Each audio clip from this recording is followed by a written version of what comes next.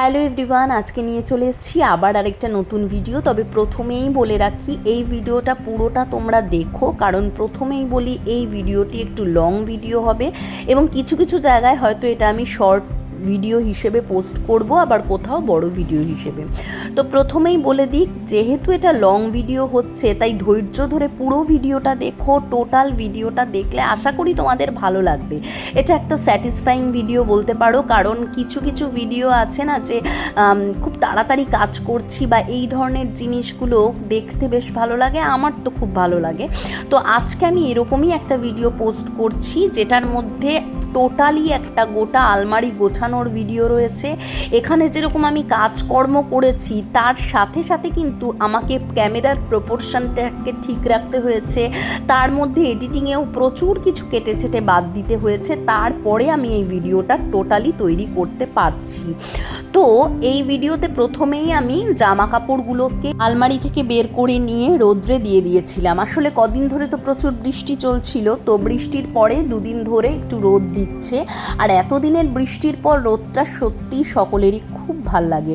আর এই রোদটা না বেশ ঘুরতে বেরোনোর বা একটা এই যে পুজো আসছে, এই যে একটা মনের মধ্যে আনন্দ, সেই আনন্দের ভিডিও। আমি না পুজো আসার আনন্দটা যখন চারিদিকে ফিল করতে পারি, আমার কিন্তু কাজকর্মগুলো খুব ভালো মতো হতে থাকে এবং আমার মনের মধ্যে একটা আনন্দ চলতে থাকে।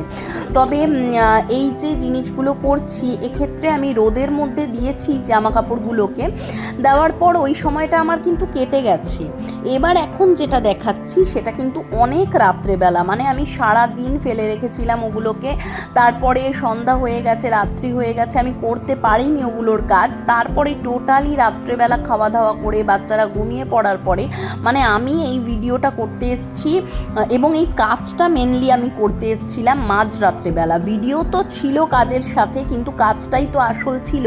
তো আমাকে উদ্দেশ্য ছিল আমার এই পুজো যেহেতু আসছে, সেই পুজোর জন্য আমাকে টোটালি পুরো আলমারিটা গুছিয়ে ফেলা। পুজো আসার শুরুতে এবং বেশ কয়েকদিন আগে থেকেই আমাদের অনেকেরই অনেক কিছু প্ল্যান থাকে, অনেকে ঘুরতে বেরোতে ভালোবাসে, ভীষণ ঘোরাঘুরি বা বিভিন্ন রকমের শপিং টপিং এটা করতে চায়। কিন্তু আমার কাছে কিন্তু পুজো মানে শুধুমাত্রই শপিং করা নয়, আমার কাছে পুজো মানে ঘরটাকে আরেকটু সুন্দর করে সাজিয়ে তুলবো এবং যা যা রয়েছে সেগুলোর মধ্যেই আরও সুন্দর করে আরও পরিপাটি করে তুলবো সমস্ত কিছু। এটা হচ্ছে মানে আমি যদি চারিপাশটা পরিপাটি রাখি, মনের মধ্যেও কিন্তু পরিপাটি থাকে। আর যত বেশি ক্লিন রাখবো, যত পরিষ্কার রাখবো, হ্যাঁ করে উঠতে পারি না আমিও ঠিকই, আর হতে পারে এটা কিছুটা ক্ষেত্রে আমার ক্ষেত্রেও জ্ঞান হতে পারে। তবে একটা কথা কি বলতো, মানে আমি যখন করতে থাকি তখন তো করতেই থাকি, আর তখন ওই ফিলিংসটা ভালো লাগা একটা ফিলিংস থাকে যে হ্যাঁ এটা আলটিমেটলি করে ফেলছি, এই জিনিসটা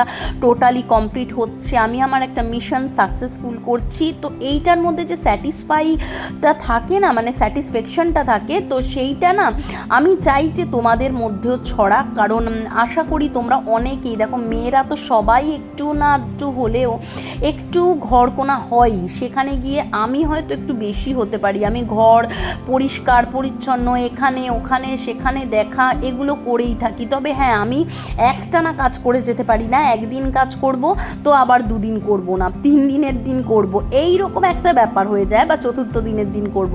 মানে আমার না মানে একটু এনার্জির প্রয়োজন পড়ে, আর আমি যখন এনার্জি নিয়ে কাজ করি, আমি কাজ করতে থাকলে করতেই থাকি, এরকম একটা ব্যাপার। আসলে এইগুলো না আমার মধ্যে অনেকের আছে নিয়ম করে অনেক মানে পর পর কাজ করা, রেগুলারলি একভাবে ঘুম থেকে ওঠা, একভাবে কাজ করা, এটা আমার পক্ষে সম্ভব হয় না। কি জানি হয়তো শিল্পী মানুষদের বা আর্টিস্ট লোকদের হয়তো এইরকমই হয়। আমি আমার যে আর্ট লাইনের কিছু করতে গেলেও আমার ঠিক সেই রকমই হয়। তবে হ্যাঁ আমি কিন্তু যতটা পারার মেনটেন করার চেষ্টা করি। আমি নিয়ম মাফিক কাজ করতে খুব ভালোবাসি, নিয়ম মাফিকভাবে জিনিসগুলোকে পরপর করতে, একটা নিয়মের মানে আমি এই কটা দিনের মধ্যে এটা কমপ্লিট করব, এই ধরনের প্ল্যান প্রোগ্রাম করে কাজ করতে আমি ভীষণ ভালোবাসি।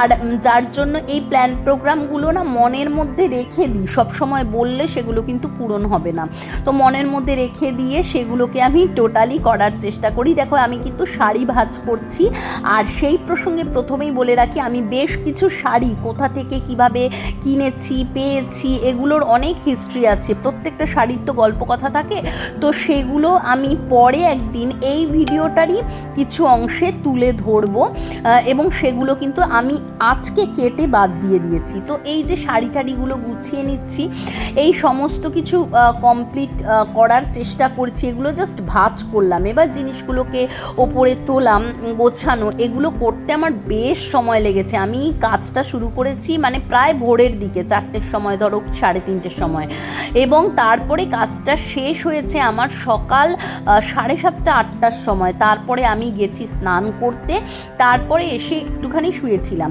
তো যাই হোক, এই যে ব্যাপারটা দেখতে পাচ্ছ তোমরা, এই যে শাড়ি ফাড়িগুলো গোছাচ্ছি, আসলে আমার একটা উদ্দেশ্য রয়েছে, যেটা হচ্ছে মানে আমি তো প্রত্যেকবারই আমার পুজো আসার সময় বা পুজোর সময় শুধু শপিং করাটাই কিন্তু পুজো নয়। আমার কাছে পুজো মানে হচ্ছে এই সমস্ত কিছু গুছিয়ে তোলা, পুরনোকে নতুনভাবে গুছিয়ে তোলা, তারপরে তো নতুন জিনিস আসবেই। তো এইটা হচ্ছে চারিপাশটাকে পরিপাটি করে তোলা আমার উদ্দেশ্য। এবার এইখানে তার মধ্যে কিন্তু একটা বড় কাজ পড়ছে, এই আলমারি গোছানো। তো এই আলমারি গোছানোর মধ্যে আমি মানে আমার আগের সপ্তাহে আমি একটা টার্গেট করেছিলাম যে আমি একটা ঘর পুরো ক্লিন করে দেবো। একটা ঘর আমার পুরো ক্লিন হয়ে গেছে। তারপরে আমি এই ঘরটাকে ধরবো ভেবেছিলাম। এটা তো একদম ফাঁকা ঘর, এটাকে আমার ক্লিন করতে বেশি সময় লাগবে না। এটার আলমারিটা মেনলি গোছানো ছিল, তো এই ঘরের আলমারিটা আমি গুছিয়ে ফেললাম। এই সেকেন্ড যে আমার টার্গেটটা, সেটাও পূরণ করলাম। এরপরে আরও কিছু আছে। ঘর বলতে আমাদের যে কটা ঘর আছে, প্রত্যেকটা ঘরই হচ্ছে এক এক দিনের এক একটা টার্গেট থাকার কথা। তো আমাকে উইকলি এই কাজগুলো করতে হয়, শনি রবিবার করে, আর আমার ম্যাক্সিমাম দিন শনিবার করেই আমি কাজটা করতে পারি, কারণ রবিবার নেওয়াটা সম্ভব না। যাই হোক, এই দিকে দেখো কতগুলো জিনিসপত্র, এগুলো কিন্তু সব বাতিল করে দিয়েছি। এই জিনিসপত্রগুলো টোটালি ঢুকিয়ে নিলাম এই ব্যাগটার মধ্যে, এবং এটা কিন্তু কোথাও রাখার জায়গা নেই বলে বা বাইরে রাখলে জিনিসটা সেই ছড়াবে, তার জন্য আমি কিন্তু আলমারির ভেতরেই একটা কোনায় রেখে দিয়েছি। এটা আবার লোককে দিয়ে দেব, যাদের প্রয়োজন আমি তাদেরই দেব, বেশ কিছু শাড়ি এবং ব্লাউজ। তো যাই হোক, আলটিমেটলি আমার গোছানো কমপ্লিট, এবং এই গোছানোটা আমি এইভাবে কমপ্লিট করলাম। দেখো কেমন হয়েছে, এবং অবশ্যই কিন্তু তোমরা জানাবে আমার ভিডিও করাটা কেমন হয়েছে, আমার পুরো টোটাল গোছানোটা কেমন হয়েছে। আমি কিন্তু ভিডিও করার জন্য গোছানোর দিকে এক প্রকার মানে একটা ফোঁটাও কার্পণ্য করিনি। আমি গোছানোর দিকে পুরোপুরি কনসেন্ট্রেট করে আমার আলমারিটা আমি গুছিয়েছিলাম। এখনও 2টো আলমারি বাকি রয়েছে ছোট ছোট বাচ্চাদের। তো যাই হোক, এইটা করে কিন্তু আমার বেশ ভালো লেগেছে, যদিও একটু খাটাখাটনির ব্যাপার, এবং তারপরে ভীষণই টায়ার্ড হয়ে গিয়েছিলাম। তো যাই হোক, ভালোই লেগেছে। আর জামা কাপড় গোছাতে আমি খুব ভালোবাসি। তো তোমাদের এই ভিডিওটা কেমন লাগলো জানি, একটা লাইক কমেন্ট অবশ্যই করে দিও।